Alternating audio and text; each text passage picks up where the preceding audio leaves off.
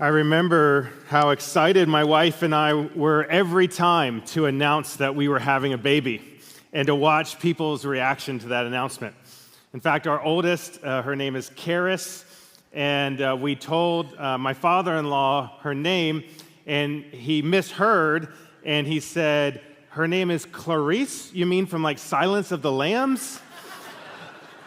And we said, "Yes, Dad, that was our inspiration." From pregnancy to birth, the news of a child is always a big deal. This year, there have been so many babies born in our church. I love this short little video from the Bennett family. Watch the reaction of their son when he found out he was going to be a big brother. Are you reading the shirt? Read the shirt. Yeah, it says big bro. That means you're going to be a big brother? What?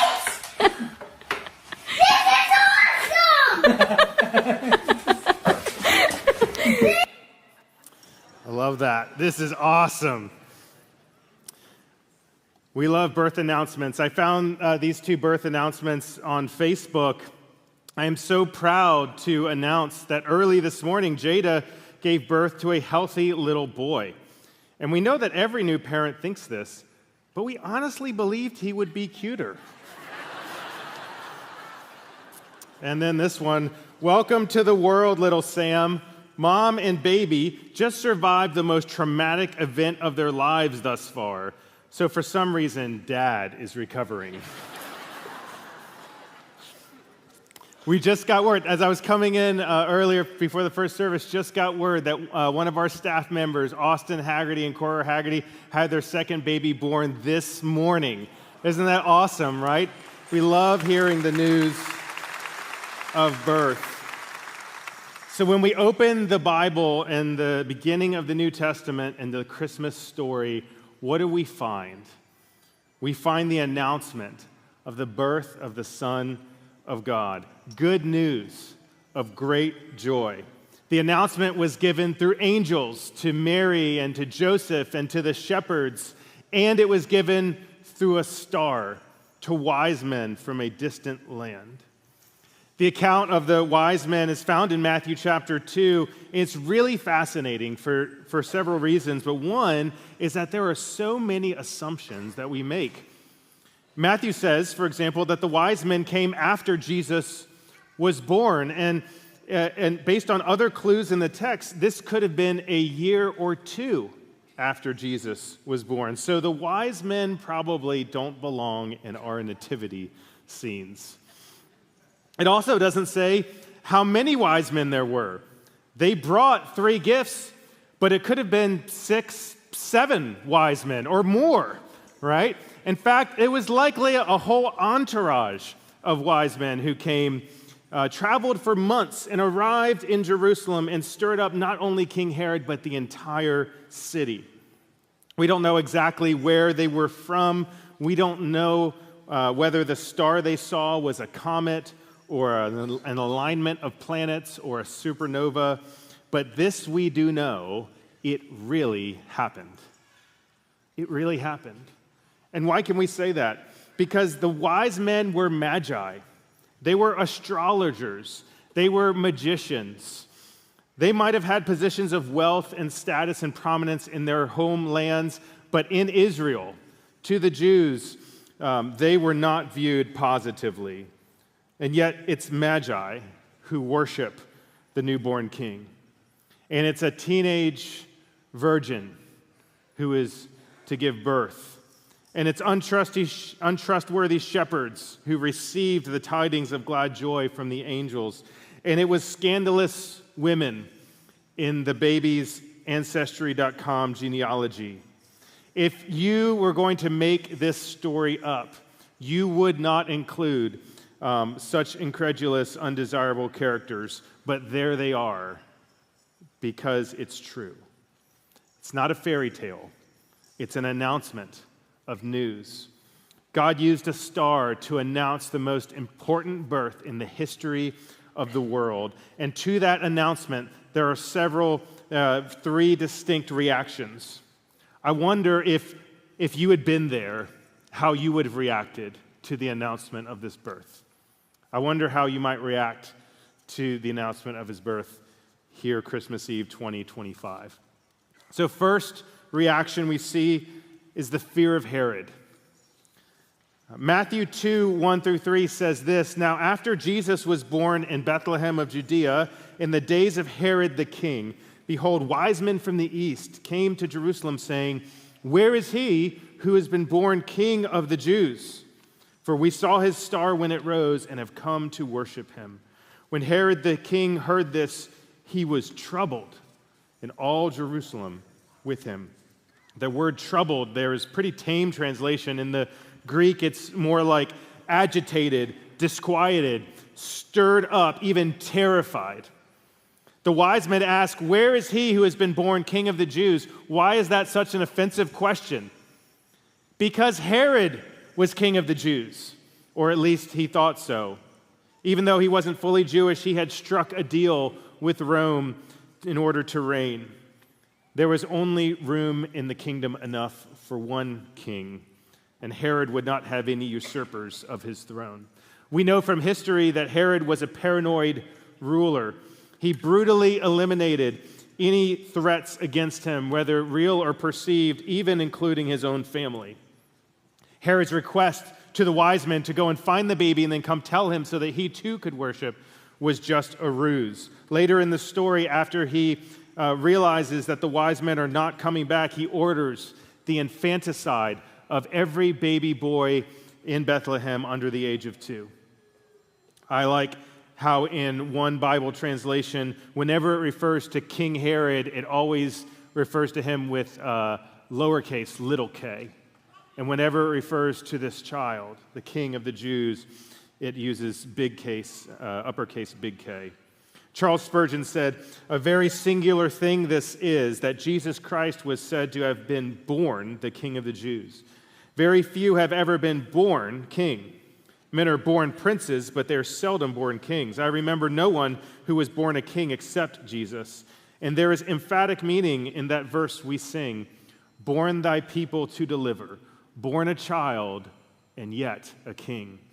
He did not wait till adulthood that he might take his empire, but as soon as his eye greeted the sunshine, he was a king.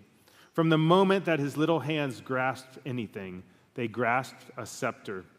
As soon as his pulse beat and his blood began to flow, his heart beat royally, and his pulse beat an imperial measure, and his blood flowed in a kingly current. He was born a king." The phrase, King of the Jews, that the Magi use was not used by the Jews. They used a different phrase. That phrase actually was only used 2 times in the New Testament to describe Jesus. Here by the wise men, and one other time, do you know where the phrase King of the Jews was used? At the crucifixion, as Pilate hung that title over Jesus' head. Matthew is making such a clear contrast between these 2 kings.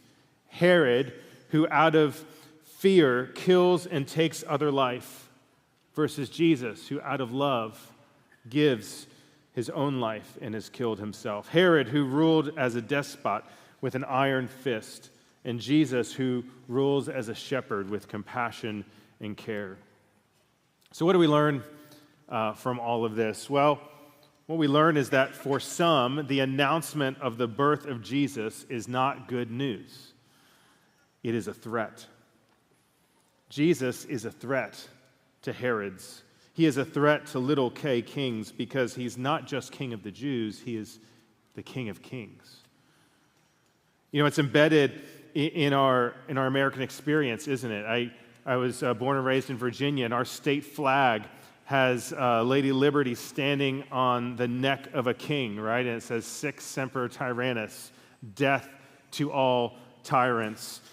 We had protests this year in our country, no kings protests. It's part of our American identity. We will not bow to anyone. We do not want a king. And it's not because we want Jesus to be our king. It's because we want to be our own king. In preschool, I don't know if they still do this, but they used to teach our kids this very simple way to understand what it means to be a sinner. And they would say, you are trying to be your own king, right? You right now are trying to rule and reign on the throne of your heart. You're trying to be your own king instead of letting Jesus be your king. And so we've used that with our kids over the years. When they would do something wrong, when they would rebel against us, we'd say, you're trying to be your own king right now. And they hate that, right? They hate it when we say that. And so do we. We hate it when someone says to us, you're trying to be your own king right now. Because that's what we do. Jesus is a threat to our self-centeredness, to our lives that grasp for power and position and authority. St. Clair Ferguson writes, at the end of the day, the real kingdom that Herod most feared losing was the kingdom of his own heart. What do we need to hear at Christmas? We need to hear what Buddy the Elf said to Santa. You sit on a throne of lies, right? Because we do when we try to be our own king. In the ancient world, the appearance of a new star symbolized the death of an old king and the birth of a new one. In order to receive Jesus, we have to die to ourselves. We have to give up the throne. We have to acknowledge Christ's right to rule over our lives. There is not room in this kingdom for two kings. If you're over the age, I think maybe 30, you know immediately when I say Tanya Harding and Nancy Kerrigan, you know what I'm talking about, right? My sister's name is Tanya, and so she remembers this. How Tanya was the best skater in the world. She was headed to go off to the '92 Olympics, and she was going to do great. And leading up to the Olympics in Lillehammer in '94. She wanted to win gold, but there was a problem. There was this other girl named Nancy Kerrigan who was seen as more beautiful, this princess, beautiful on the ice, and Tanya was threatened by her, right? She could not stand that someone else might be competing for her throne. And so she concocted a plan with her husband and his confidants to have Nancy Kerrigan attacked and try to get her out of the Olympics. Don't you know that this is inside of all of us? I'm not suggesting that you're going to kill or kneecap someone when you leave here. I am suggesting something actually even more unsettling. The fear and the pride that drove Herod and drove Tanya Harding is inside of all of us.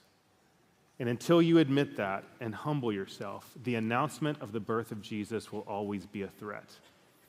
But if you do humble yourself, then it can be the best news ever, because God says he gives grace to the humble.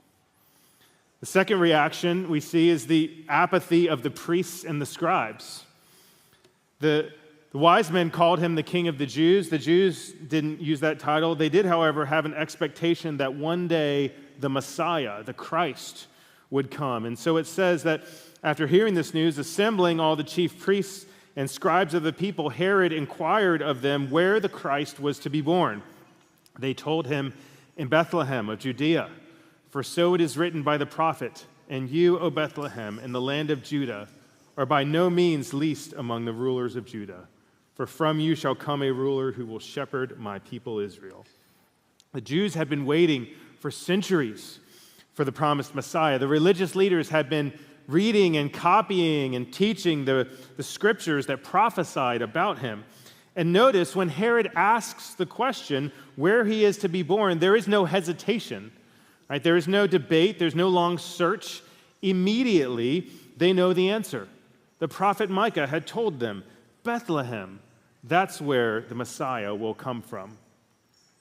Now, can I make just a little side comment? This is not directly related to the point, but something that really stood out to me. This is just a little something extra on Christmas Eve, right? This is like a stocking stuffer, okay? My gift to you. It says, and you, O Bethlehem, in the land of Judah, are by no means least. Bethlehem, I know you don't think very much of yourself. You are the least important, the least seen, the least respected. But glory is coming to you. if Christ had been born in Jerusalem, then Jerusalem would have added to his prestige. The great city would have boosted his resume by transferring its glory to him. But that's not the way that Christmas works. Glory doesn't go up from man to God. Glory comes down from God to man. The gospel is not about us making ourselves into something, but God making us into something. Grace, glory, always flows downhill.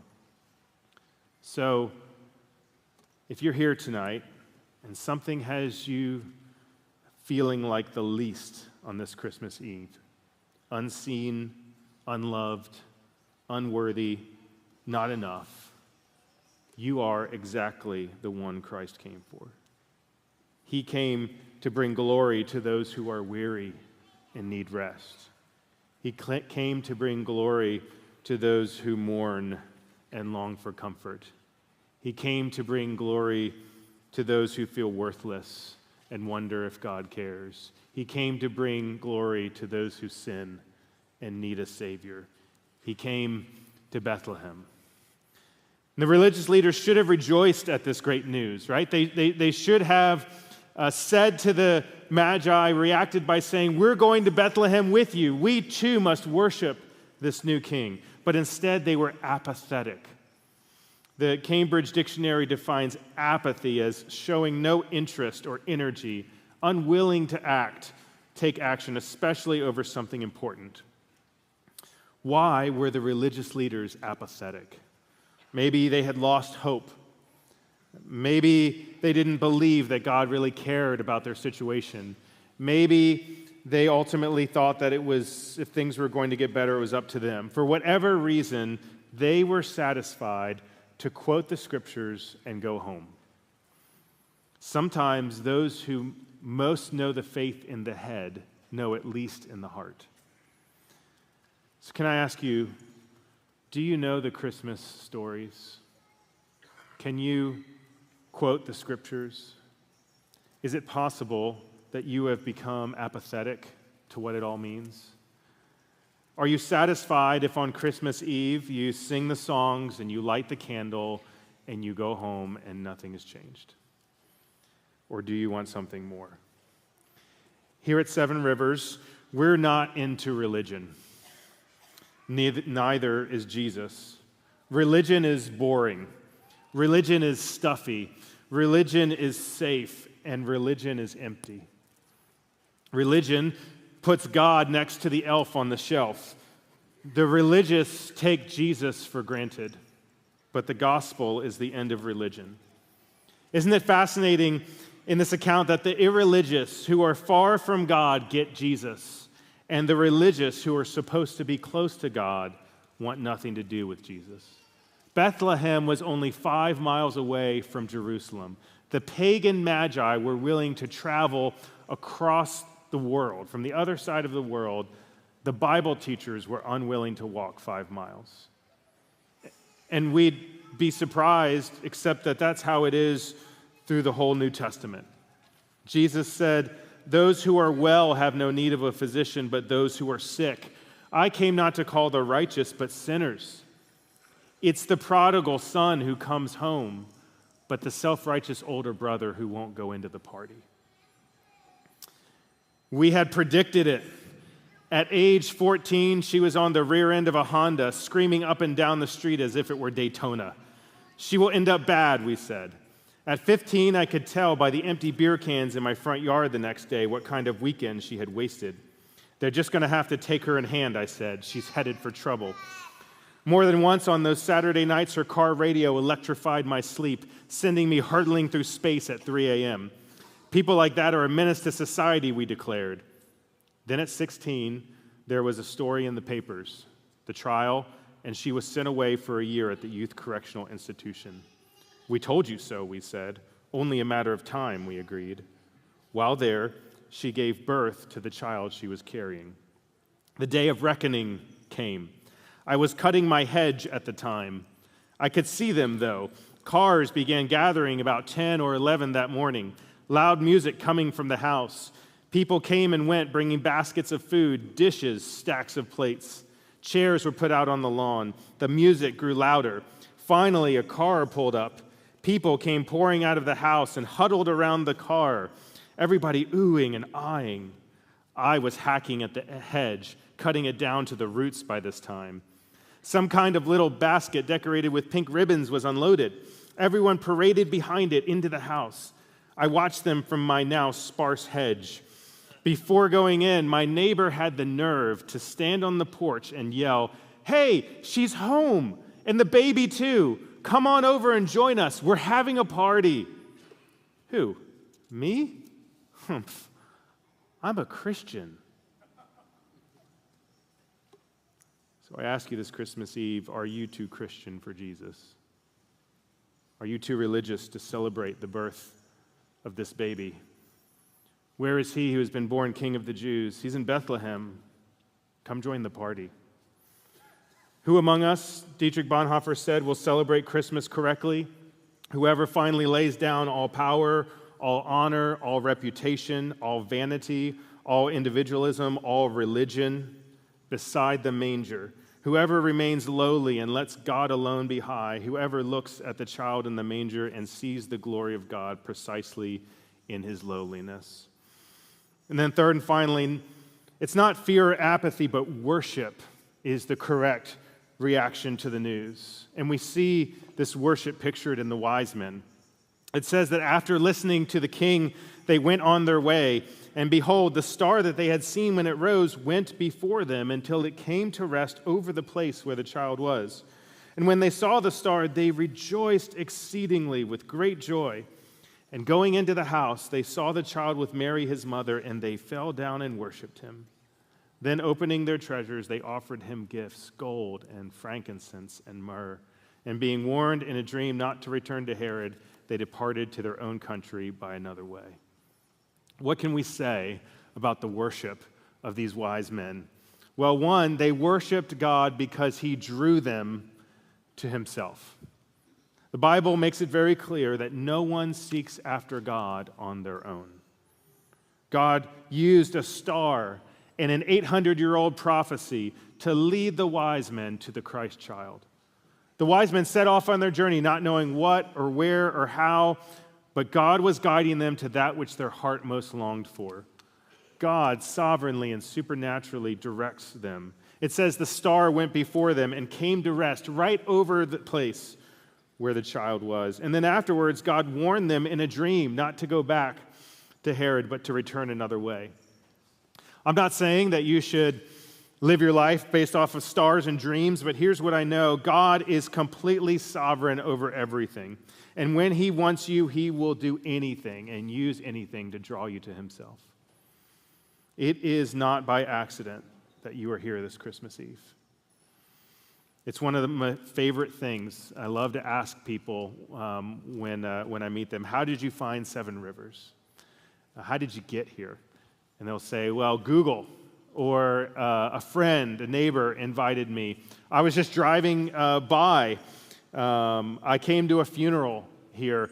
One person said a couple weeks ago, we're here because you showed up when the hurricanes came. You were the ones who came in our neighborhood and helped, and so we had to come see what this place was about. Whatever the reason, how did you end up here? Because God drew you here. Because he led you here by a star, didn't he? And by his word now, he has told you this child is the Messiah. He is the Christ, the hope of the world. The wise men, when they found Jesus in the text, it says they rejoiced exceedingly with great joy. The Greek, there's two different words for joy with two different qualifiers, just all jammed together. The one qualifier is the word megas. They rejoiced exceedingly with mega joy. Do you know that that's what Christianity is all about? Finding mega joy. Jesus is our mega joy. Joy to the world, the Lord is come. Let earth receive her King. If Christmas doesn't bring you joy, then maybe you're celebrating the wrong Christmas. In his reflections on Christmas, C.S. Lewis humorously wrote, He said, long before December 25th, everyone is already worn out, physically worn out by weeks of daily struggle and overcrowded shops, mentally worn out by the effort to remember all the right recipients and to think out suitable gifts for them. They are in no trim for merrymaking, much less if they should want to take part in a religious act. They look far more as if there had been a long illness in the house. Most of it is involuntary. The modern rule is that anyone can force you to give him a present by sending you a quite unprovoked present of his own. It is almost a blackmail. Who has not heard the wail of despair and indeed of resentment when at the last moment, just as everyone hoped that the nuisance was over for one more year, the unwanted gift from Mrs. Busy, whom we hardly remember, flops unwelcome through the letterbox and back to the dreadful shops one has to go. You see, the true Christmas is not about finding happiness in gifts or family or traditions, for those things are fleeting and that happiness is fleeting. The true Christmas is about finding joy, exceeding mega deep joy in Jesus. Joy because the light has come into the darkness and the darkness cannot overcome it. Joy because even though our sins are many, his mercy is more. Joy because he has come to make his blessings flow far as the curse is found. Joy that makes you new, and joy that sustains you through the brokenness of this world as we wait for the second advent of the King. In their joy, these wise men fell down and they worshiped Jesus. And it says, then opening their treasures, they offered him gifts, not a labubu, but gold and frankincense and myrrh, right? Gold fit for a king. Frankincense, which was used by the priests in the temple for the ultimate priest, was to reconcile us to God. And myrrh, which was used to embalm the dead, foreshadowing that this baby was born to die for the sins of the world. John Stott said, once you understand who Jesus is, there really are only three responses that have intellectual integrity. You run in fear, you attack him in anger, or you fall on your knees in worship. A thrill of hope, the weary world rejoices.